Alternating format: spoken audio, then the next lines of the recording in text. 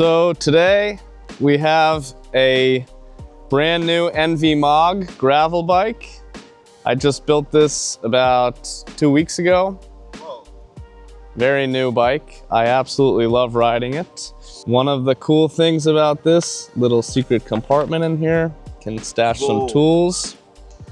I don't have anything in there right now because I just built it up, but yeah, you can stash some stuff in there. Try to click this back into place. There we go. NV SES Aero Road handlebar, Aero Road stem, seat post, and these are the NV SES 4.5 wheels.